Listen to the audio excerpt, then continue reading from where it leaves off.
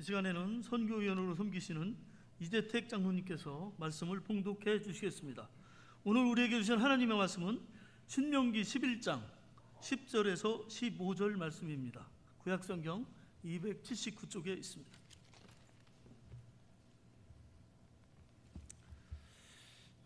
봉독해 올리겠습니다.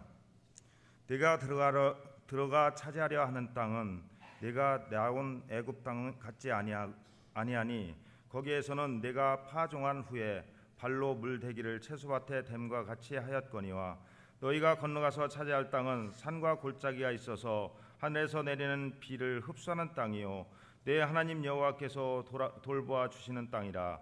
연초부터 연말까지 내 하나님 여호와의 눈이 항상 그 위에 있으리라. 내가 오늘 너희에게 명하는 내 명령을 너희가 만일 청종하고 너희를 하나님 여호와를 사랑하여 마음을 다하고 뜻을 다하여 섬기면 여호와께서 너희의 땅에 이른 비 늦은 비를 적당한 때에 내리시리니 너희가 곡식과 포도주와 기름을 얻을 것이요 또 가축을 위하여 들에 풀이 나게 하시리니 내가 먹고 배부를 것이라. 아멘.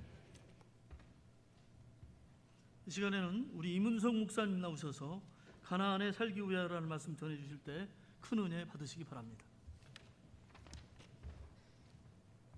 기도하겠습니다. 은혜가 풍성하신 하나님 아버지, 거룩한 주일 저녁 우리의 마음을 다하여서 하나님 앞에 예배하며 나아가는 이 자리에 함께한 우리 모든 성도님들 마음 가운데 성령으로 함께하여 주시옵시고 이 시간 하나님의 말씀을 나눌 때에 주님께서 주시는 귀한 말씀이 우리의 마음 깊이 새겨지는 복된 시간 되어질 수 있도록 도와주시옵소서. 예수님의 이름으로 기도합니다. 아멘. 할렐루야. 오늘 여러분과 함께 가나안에 살기 위하여라는 제목으로 말씀을 나누도록 하겠습니다. 여러분들 가나안 땅이라고 하면 어떤 것들이 이렇게 생각나십니까? 약속의 땅, 또 젖과 꿀이 흐르는 땅, 그러한 땅으로 우리에게 잘 알려져 있는 땅이 바로 이 가나안 땅입니다. 그래서 흔히들 우리가 생각하는 어떤 머릿속에 그리는 가나안 땅은 아주 비옥한 땅, 그리고 뭔가 심기만 하면 열매가 잘 날 것 같은 그러한 땅으로 이렇게 생각하기 쉽습니다. 근데 실제로 가나안 땅에 이스라엘 백성들 들어가서 그곳을 정복하고 그 지파별로 그 땅을 나누었을 때 과연 정말 우리가 생각하는 그 비옥한 땅이 바로 가나안 땅이었는지 좀 살펴보도록 하겠습니다. 먼저 사진을 함께 보도록 하겠습니다. 이게 너무 이렇게 세로 사진이어서 잘 안 보이는데 저 지금 가운데 밑에 큰 그 바다가 하나 있죠. 저희가 사해입니다. 사해.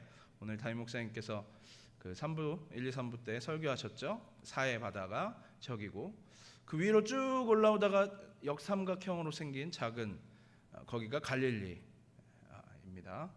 그래서 그 물줄기를 이렇게 쭉 이은 것이 바로 요단강이죠.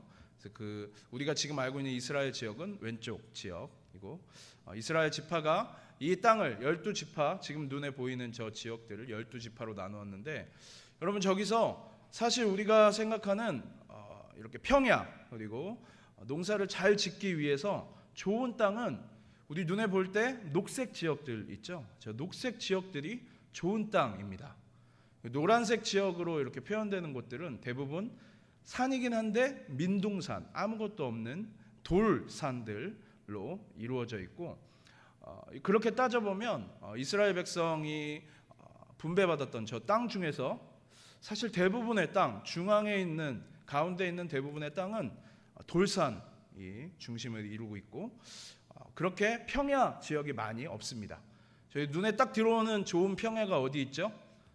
북쪽에 조금 이렇게 있죠. 북쪽에 조금 있고 그다음에 서쪽 밑에 또 이렇게 좋은 평야 땅이 있는데 사실 저 서쪽 밑은 블레셋 족속의 땅이었습니다. 성경에 보면 블레셋 족속의 땅은 이스라엘 백성이 정복하지 못했다고 그렇게 나와 있습니다. 그래서 분배받은 그 지역들을 보면 저 왼쪽 밑에 있는 저 땅 빼고 나머지 우리 눈에 보이는 저 땅들 요단강 중심으로 동편, 서편을 동편에도 세 지파가 나눠 가졌고 그다음에 서편에도 이렇게 나머지 지파들이 나누어서 가졌죠. 그 중에 이제 북쪽에 이제 그 분배를 받았던 한 네 지파 정도 빼고는 사실 땅으로 볼 때 우리가 흔히 얘기하는 젖과 꿀이 흐르는 땅이라고까지 말하기는 좀 부족해 보이는 것이 어떤 그 땅의 현실이고 산들이 많고 그다음에 사막 지역도 굉장히 많은 것이 이스라엘의 땅이었습니다. 저 북쪽에 있는 평야 지역은 충분한 물이 나는 지역이었지만 남쪽 지역은 대부분 사막, 광야, 황무지 등이 많았다라고 합니다. 우리의 눈으로 볼 때는 젖과 꿀이 흐르는 땅까지는 아닌 것 같은데 성경에서 그렇게 우리에게 이야기하고 있다라는 것입니다. 오늘 본문의 말씀은 모세가 40년 동안의 광야 생활을 이제 거의 마무리하면서 요단강을 건너서 가나안 땅에 들어가게 될 이스라엘 백성들에게 마지막으로 고별로 이야기하는 내용 중 일부입니다. 400년 동안 종살이 하던 이스라엘에게 애굽을 목숨을 걸고 탈출하며 그 힘든 40년 동안의 광야 생활을 이스라엘 백성들이 많이 힘들었겠죠. 40년 동안의 광야 생활, 사막 생활을 하는데 물도 쉽게 구할 수 없고 먹을 것도 많이 배부르게 먹을 수 없었던 그 어려운 그 상황 가운데에서 그들에게 있었던 희망은 바로 그 젖과 꿀이 흐르는 땅, 하나님의 약속의 땅에 우리가 갈 수 있을 것이다라는 그것이었습니다. 성경은 그들이 들어가기 소망하던 그 가나안 땅을 젖과 꿀이 흐르는 땅이라고 이렇게 계속해서 설명하고 있는데 오늘 본문 말씀을 보면 한 가지 의문점이 드는 것이 있습니다. 10절 말씀을 함께 같이 보도록 하겠습니다. 내가 들어가 차지하려 하는 땅은 내가 나온 애굽 땅과 같지 아니하니 거기에서는 너희가 파종한 후에 발로 물 대기를 채소밭에 댐과 같이 하였거니와. 그러면 이 말씀을 잘 보면 애굽 땅 같지 않다라고 이야기하고 있어요. 가나안 땅이. 근데 애굽에서는 파종한 뒤에 발로 물 대기를 채소밭에 댐과 같이 하였거니와, 이 말이 무슨 뜻이냐면 물 대기가 쉬었다라는 그런 뜻입니다. 애굽 땅에서는 너희가 농작을 할 때 무언가 이렇게 열매를 거둘 때 물을 대기가 쉬었던 땅이라고 소개하면서 너희가 들어갈 차지하려 하는 땅은 그 애굽 땅과 같지 아니하다라고 이렇게 이야기하고 있는 것이죠. 그러면 쉽게 말하면 뭡니까?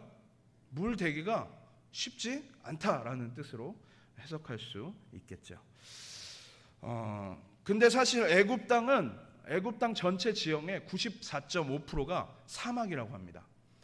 대부분의 땅의 연 강수량이 10mm도 안 되는 지역이 대부분이라고 합니다. 그 바다와 인접해 있는 북부 지역은 연 한 400mm까지 오는 데가 있긴 하지만 대부분 한 90% 이상 되는 그 땅은 사막이고, 그 땅에 몇 년 동안 1년도 아니고 몇 년 동안 비가 한 방울도 내리지 않는 그런 지역도 있다라고 하고 있습니다. 또 창세기 13장 말씀에 보면 우리가 잘 아는 아브람과 조카 롯이 부자가 되죠. 유목민에게 부자가 된다라는 것은 기르는 가축이 많아졌다라는 그런 뜻입니다. 그래서 그 가축을 같이 기를 수가 없게 되자 이제는 서로 나누어서 다툼이 자꾸 일어나서 나누어서 지내기로 합니다. 그래서 네가 좌하면 나는 우할 것이고 네가 우하면 나는 좌할 것이니까 네가 먼저 땅을 골라라라고 조카에게 아브라함이 양보하죠. 롯이 요단강 쪽을 보니까 그쪽에 굉장히 물이 좋고 넉넉하고 살기가 좋았죠. 그래서 그곳을 선택해서 간 곳, 그곳이 바로 소돔과 고모라 땅이었습니다. 그 지역을 창세기 13장 10절은 이렇게 소개하고 있습니다. 같이 읽어보겠습니다. 이에 롯이 눈을 들어 요단 지역을 바라본즉 소알까지 온 땅에 물이 넉넉하니 여호와께서 소돔과 고모라를 멸하시기 전이었으므로 여호와의 동산 같고 애굽 땅과 같았더라. 네, 이 소돔과 고모라 땅, 롯이 선택한 그 요단강변 쪽을 바라보니까 그 성경에서 무엇이라고 소개하고 있습니까? 그 땅을 여호와의 동산 같다라고 이야기하죠. 에덴 동산 같았다라는 그런 표현입니다. 얼마나 풍족하고 농작하지 않아도 충분히 공급하시는 하나님의 은혜가 있었던 그 에덴 동산 같이 그 땅이 이렇게 살기 좋은 땅이었다라고 소개하면서 그 옆에 어떤 땅이 붙어 있습니까? 애굽 땅과 같았더라. 애굽 땅이 바로 그렇게 살기 괜찮았다라고 소개하고 있는 것입니다. 우리가 그냥 단순히 생각할 때 94.5%가 사막인 이 애굽 땅에 왜 그렇게 물이 넉넉하고 살기 좋은 곳, 농작물을 이렇게 재배하기 좋은 땅이 되었을까? 여러분, 이집트에는 뭐가 있죠? 무슨 기적이라고 하죠? 우리 한국은 한강의 기적이라고 하는데 이집트에는 뭐가 있습니까, 여러분? 어떤 강이 있습니까? 나일강이 있습니다. 연평균 강수량이 굉장히 적은 이 이집트 지역에 나일강, 무려 길이가 6,650km가 되고 엄청난 강 물줄기를 흐르는 나일강이 이집트를 정통으로 이렇게 관통하고 있습니다. 이집트 사진을 제가 준비했는데 한번 보시죠. 이게 이집트의 사진입니다. 오른쪽에 이제 홍해바다, 그리고 위쪽에 바다 있는 지역 빼고 나머지 땅 부분은 다 이집트입니다. 다 노랗죠? 저 노란 게 다 사막입니다. 근데 유일하게 지금 사진이 좀 작아서 안 보이는데 유일하게 녹색 지역이 있는 것이 저 가운데 이렇게 구부러진 저 나일강 줄기를 따라서 그 옆 지역은 바로 이렇게 녹색 지역으로 잘 이루어져 있습니다. 실제로 지금도 이집트의 인구의 한 85% 이상이 국토의 5% 정도밖에 차지하지 않는 이 나일 강변 주변에 사람들이 살고 있대요. 저 나머지 넓은 저 사막 지역에는 대부분의 사람이 살고 있지 않다고 합니다. 애굽은 비가 와야 농사를 짓고 비가 와야 먹을 물을 구하는 그런 기후 조건이 아니었습니다. 비가 오지 않아도 사실 물을 걱정할 필요가 없었습니다. 왜냐하면 바로 옆에 엄청나게 물이 계속 흘러가는 나일강이 있었기 때문이죠. 그 나일강에다가 물을 길어다가 사용만 하면 되는 것이었습니다. 그래서 애굽은 오래전부터 이 물을 끌어서 이동해서 사용하는 그 기술이 발전했다고 합니다. 아까 10절에 봤던 것처럼 발로 물대기를 채소밭에 댐과 같이 한다라고 표현했던 그것, 애굽 땅에 바로 그 수차, 여러분 수차라고 아십니까? 발로 이렇게 물레방아 같이 생긴 거 이렇게 밟아서 물길을 이렇게 열어주는 것, 그 수차 문화가 발달되어 있다고 합니다. 애굽에서 농사를 지을 때는 이스라엘 백성들 역시 그렇게 지었습니다.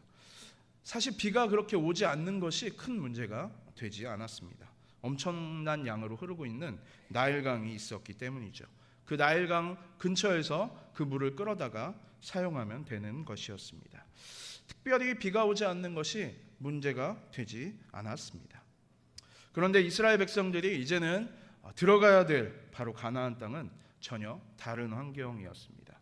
가나안 땅 옆으로 아까 보듯이 가운데 요단강이 흐르긴 합니다만 그 요단강의 물은 나일강에 비해 아주 작을 뿐이고 요단강은 해발 마이너스 200m 정도에 흐르는 갈릴리 호수에서 해발 마이너스 400m 정도에 있는 사해, 아까 이 세로로 물줄기 난 거 보셨죠? 그게 이제 갈릴리가 해발 마이너스 200m 정도에 있고 땅 밑으로 이렇게 좀 지형이 낮다라는 뜻이죠. 그리고 사해는 그보다 더 낮은 해발 마이너스 400m 정도에 있다고 하는데 예루살렘이 해발 1000m에 있다고 합니다. 해발 760m에 있다고 합니다. 그러니까 요단강 물줄기에서 예루살렘으로 물을 끌어내면 옆으로도 끌어야 되지만 위로도 한 1km 가까운 해발 1000m 되는 이 높이를 끌어야 되는 것입니다. 불가능한 일이죠. 그래서 가나안 땅은 비가 와야만 살 수 있는 그러한 땅이었습니다. 함께 11절 말씀을 보도록 하겠습니다. 너희가 건너가서 차지할 땅은 산과 골짜기가 있어서 하늘에서 내리는 비를 흡수하는 땅이요. 오늘 본문 11절 우리가 읽은 말씀처럼 가나안 땅은 산과 또한 골짜기가 있는데 그 골짜기, 그 산에서 비가 오면, 비만 내리면 그 비를 흡수하는 땅이었습니다. 그래서 광야처럼 보이는 곳에도 샘이 자주 있었고요. 그래서 그 샘을 통하여 물을 흘려보내고 땅을 파도 물이 없어 보일 것 같은 그 땅 안에 땅을 파면 우물이 생기기도 했습니다. 그리고 비가 많이 오면 그 물이 흘러갈 수 있는 물줄기인 와디라고 하는 골짜기도 많다고 합니다. 애굽에서는 나일강 물을 끌어 쓰기 위해서 열심히 수차를 돌려서 그 물을 끌어야 됐지만 가나안 땅에서는 비만 내리면 물을 공급할 수 있었고 저장할 수 있었다라는 것입니다. 다 함께 오늘 본문 14절 말씀을 보도록 하겠습니다. 여호와께서 너희의 땅에 이른 비 늦은 비를 적당할 때에 내리시리니 너희가 곡식과 포도주와 기름을 얻을 것이요. 우리가 잘 아는 이른 비와 늦은 비에 대해서 이야기하죠. 이른 비는 보통 10월에서 11월 사이에 내리는 가을 비를 이야기합니다.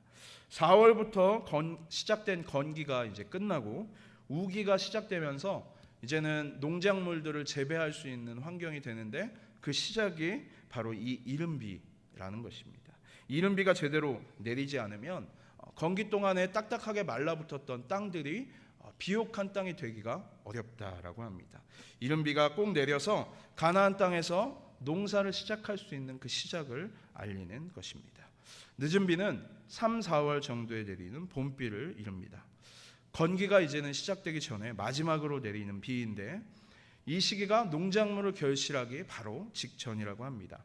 그래서 늦은 비가 풍족하게 내리면 농작물들이 더 풍성해져서 풍작을 이루는 데 도움이 된다고 합니다. 오늘 14절에서 바로 하나님께서 그런 이른 비와 늦은 비를 적당한 때에 내려 주시겠다라고 약속하십니다. 애굽에서와 같이 물을 끌어다 쓰기 위해서 땀을 흘리며 노력하는 수고를 하지 않아도 하나님께서 때에 맞게 이른 비와 늦은 비를 내려주심으로 편안하게 농사를 짓고 물을 저장할 수 있도록 해주시겠다라는 것입니다. 하지만 그것에는 조건이 있습니다. 그 조건이 바로 13절 말씀에 나와 있습니다. 다 같이 읽어보도록 하겠습니다. 내가 오늘 너희에게 명하는 내 명령을 너희가 만일 청종하고 너희의 하나님 여호와를 사랑하여 마음을 다하여 뜻을 다하여 섬기면 무엇입니까? 하나님의 말씀을 청종하고 그 하나님을 사랑하고 마음을 다하여 하나님을 섬길 때 하나님께서 그 이른 비와 늦은 비를 내려 주시겠다라고 약속하시는 것입니다. 여러분 어떠십니까? 이 애굽의 생활과 가나안의 생활은 정반대의 생활입니다. 애굽에서의 생활은 내 힘으로 내가 노력해서 물을 충분히 끌어다가 쓸 수 있습니다. 하지만 가나안에서의 생활은 내가 힘 들이지 않아도 하나님께서 주시면 그 가나안 땅에서 충분한 열매들을 맺을 수 있는 것입니다. 하나님의 말씀을 청종하고 그 하나님 말씀 가운데 따라 나아가서 하나님 말씀으로 살아가는 사람들에게 하나님께서는 이른 비와 늦은 비를 통하여서 곡식과 포도주 등 모든 농작물들을 풍족하게 주시겠다라고 약속하시는 것입니다. 바꿔 말하면 가나안 땅은 하나님께서 돕지 않으면 살아갈 수 없는 땅이라는 것입니다. 애굽은 나일강의 물이 충분해서 하나님의 도우심 없이도 나의 힘으로 그 일들을 할 수 있지만 농사를 짓고 살 수 있지만 가나안 땅은 하나님께서 그 이른 비와 늦은 비를 주지 않으시면 온전한 열매를 맺을 수 없는 곳이었습니다. 또한 농사를 잘 지었다고 해서 가나안 땅에서 끝나는 것이 아니었습니다. 이스라엘 바로 그 땅 주변에는 강대국들이 굉장히 많이 있었죠. 남쪽으로는 강대국 애굽이 있었고요. 가나안 땅과 애굽 사이에는 블레셋은 싸움을 잘하는 일찍이 철기 문화가 잘 발달된 그런 문화의 나라였습니다. 그리고 동쪽으로는 모압과 암몬 족속이 자리 잡고 있고 북쪽으로는 아람, 조금 떨어져서 아수르와 바벨론이 거대한 세력으로 호시탐탐 이 가나안 땅 지역을 노리고 있었던 것입니다. 주변의 강대국들, 많은 나라들 틈바구니에서 가나안은 계속해서 이스라엘 백성들이 살고 있었던 그 지역은 맞서 싸워야만 했습니다. 이스라엘 백성들은 농사 지을 때만 그랬던 것이 아니라 농사 외에도 자기들이 땀 흘려 추수한 것을 먹고 살기 위해서 하나님의 도우심이 절대적으로 필요한 삶이었던 것입니다. 여러분 이것이 가나안에서의 삶입니다. 하나님께서 비를 주지 않으시면 농사를 지을 수 없는 땅, 이른 비와 늦은 비를 주지 않으시면 파종할 수도 없고 농작물의 수확도 거둘 수 없는 삶, 하나님의 도우심 없이는 농사를 지을 수 없을 뿐만 아니라 그것을 잘 지어 놓았다 하더라도 주변 나라들로부터 계속해서 어려움을 겪고 계속해서 다 빼앗기는 그러한 삶이 가나안의 삶입니다. 그 삶은 철저히 하나님을 의지해야 합니다. 하나님께 기도해야 되고 하나님의 말씀에 순종해야 됩니다. 하나님의 이름을 철저히 부르며 나아가는 삶, 그것이 가나안의 삶입니다. 반면 애굽은 비를 내려주시라고 기도하지 않아도 됩니다. 내 능력으로, 내 노력으로 충분히 살아갈 수 있습니다. 어떻게 하면 그 물을 끌어다가 쓸 수 있을까만 고민하면 되는 것입니다. 여러분의 지금의 삶은 어떠한 삶을 살아가십니까? 나일강과 같이 무궁무진하게 많은 나에게 자원이 있기 때문에 그것들을 동원하면 사업이든 장사든 직장 생활이든 아무 걱정 없다고 생각하고 살고 있는 분들이 있다면 우리는 애굽에서의 삶을 살고 있는 것입니다. 나에겐 충분한 지혜가 있고 나에겐 능력이 있기 때문에 내게 있는 그 지혜와 능력을 가지고 내가 살아갈 모든 삶을 어려움이 있더라도 극복할 수 있다라고 믿으며 살아가는 분이 계시다면 여전히 애굽에서의 삶을 살고 있는 것입니다. 난 지금까지 착하고 성실하게 살았기 때문에 누구에게 어려움 겪지 않을 것이고 내가 누군가에게 어려움을 겪을 때 도움을 요청하면 내 주위에 누군가가 나를 도와줄 것이다 라고 생각하며 나를 믿고 산다면 역시 애굽의 삶으로 살아가고 있는 것입니다. 반면 내게는 오직 하나님만이 전부이시다. 하나님 아니면 나는 아무것도 아니다. 나는 아무것도 할 수 없다. 그런 생각으로 하나님의 도우심을 매일매일 의지하며 간구하며 살아가는 분들이 계시다면 그분은 가나안의 삶을 살고 계십니다. 하나님의 백성이기에 하나님의 말씀을 청종하고 하나님의 말씀의 뜻을 따라 그 복을 누리면서 살아가기로 다짐하며 하나님을 사랑하며 누구보다 하나님을 섬기며 살아가는 그분이 계시다면 그분 역시도 가나안의 삶으로 살아가고 있는 것입니다.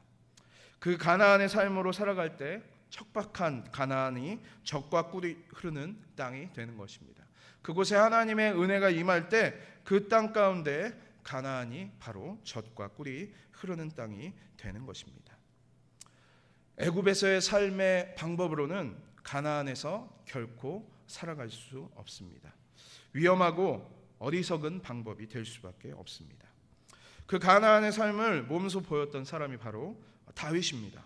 다윗이 블레셋 장수 골리앗과 싸우러 갈 때를 생각해 보십시오. 그는 아주 작고 어린 소년이었습니다. 그는 칼이나 창으로 사람을 죽이는 훈련을 받아본 적이 없는 사람이었습니다. 사울왕이 입혀준 갑옷을 입어보았지만 너무 커서 불편할 정도로 작은 사람이었습니다. 특별한 무기가 있지도 않았습니다. 그런데도 하나님의 이름을 모욕하는 골리앗 앞에 싸우러 나아갑니다. 그렇게 당당하게 골리앗과 싸우러 갈 수 있었던 것은 바로 하나님께서 나와 함께 하심이다라는 그 가나안의 삶을 다윗은 살아가고 있었기 때문입니다. 하나님의 이름을 모욕하는 그 골리앗을 그냥 두고 볼 수 없어서 양을 칠 때 사용하던 나무 막대기와 물맷돌을 가지고 골리앗과 싸우러 나아가는 것이죠. 그리고선 사무엘상 17장 45절에 이렇게 고백하고 있습니다. 함께 읽어보시겠습니다. 다윗이 블레셋 사람에게 이르되 너는 칼과 창과 단창으로 내게 나아오거니와 나는 만군의 여호와의 이름 곧 내가 모욕하는 이스라엘 군대의 하나님의 이름으로 내게 나아가노라. 다윗은 골리앗과 싸울 만한 세상적인 어떤 조건이나 자격을 갖추지 못했습니다. 하지만 하나님의 이름으로 나아갔기에 그는 아무도 할 수 없는 엄청난 일을 해내었습니다. 골리앗을 쓰러뜨리고 조국 이스라엘의 승리를 가져다 주었던 것입니다. 여러분 어떠한 삶을 살아가길 소망하십니까? 나의 힘, 나의 능력으로 살아가는 애굽에서의 삶은 한계가 있습니다. 내가 한계가 있는 사람이기 때문입니다. 나의 능력에는, 나의 지혜에는 한계가 있기 때문입니다.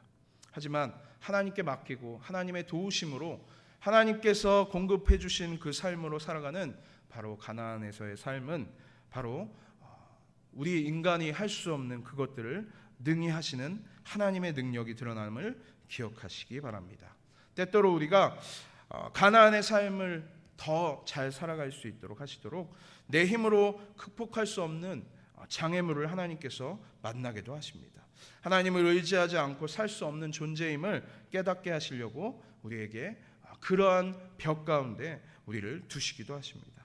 바로 그 자리에서 우리가 하나님 앞에 겸손한 자가 되어서 가나안의 삶을 살아가는 이스라엘 백성들과 같이 하나님의 이름을 부르며 하나님께 모든 것을 맡기고 하나님 주시는 이른비와 늦은비를 통하여서 우리의 삶을 채우시는 은혜를 경험하며 살아가는 우리 모두가 되어야 할 줄로 믿습니다.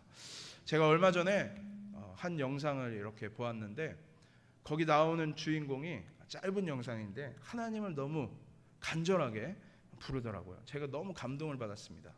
여러분은 저만큼의 감동은 없으실 것 같아요.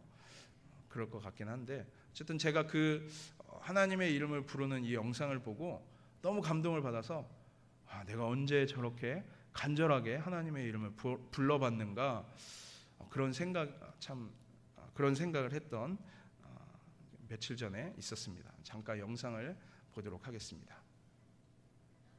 주여 주여 주여 할렐루야. 아버지 아버지 하나님 주여 사랑 감사합니다. 하나님 아버지 하나님 우리 아버지 왕이 되신 주님이시여 우리 왕이 되신 우리 주님이시여 오직 아버지 주님만으로 구경합니다. 하나님 온 세상 나의 구주 되신 분이시여 아버지 온 세상 나의 왕이 되신 분이시여 하나님 그분은 나의 왕이시고. 감동적이시죠 여러분?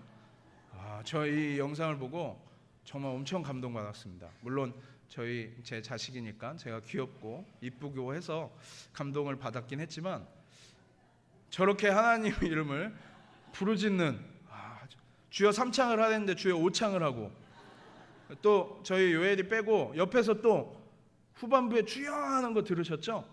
여러분 금요 성령 기도회 때 그 잠옷일이 이렇게 은혜롭습니다. 여러분 하나님의 이름을 부르는 자에게 하나님께서 반드시 함께 하심을 기억하시기 바랍니다. 여러분들 얼마나 언제 그 하나님의 이름을 그렇게 간절히 불러보셨습니까? 정말 하나님 아니면 안 됩니다. 하나님 이름 아니면 내가 극복할 수 없습니다. 이겨낼 수 없습니다. 여러분 언제 눈물로 하나님의 이름을 그렇게 불러보셨었습니까? 정말 우리가 하나님의 백성, 하나님의 자녀로 살아간다라면 가나안 땅으로 인도해 주시고 그 땅 가운데에서 우리를 하나님께 더욱더 의지하게 하고 우리를 하나님 앞에 더욱더 훈련시키시며 그 가나안 땅에서의 더 큰 축복으로 더 큰 축복의 삶으로 나아가기를 원하시는 하나님의 인도하심 가운데 날마다 주님의 이름을 부르며 승리하며 살아가시는 우리 모든 성도님들 삶이 되시길 주님의 이름으로 축원합니다. 우리 이 시간 함께 같이 좀 통성으로 기도하길 소망합니다. 정말 하나님의 이름을 부르는 자에게 하나님께서 이른비와 늦은비를 적당한 때에 부어주시고 우리의 삶을 애굽에서 나의 힘으로 살아갈 때 이상으로 더 크게 채워주시는 우리 하나님, 그 이름 앞에 우리가 좀 간절히 이 시간 좀 하나님의 이름을 부르며 나아갔으면 좋겠습니다. 하나님, 내가 주님이 필요합니다. 나의 삶에 주님만이 주인 되어주시는 분이십니다. 내 삶에 온전히 우리를 채우시고 온전히 우리를 승리케 하시는 분은 하나님이십니다. 우리 주의 이름 3번 간절하게 부르짖고 우리 통성으로 함께 같이 기도하며 나아가도록 하겠습니다. 주여 주여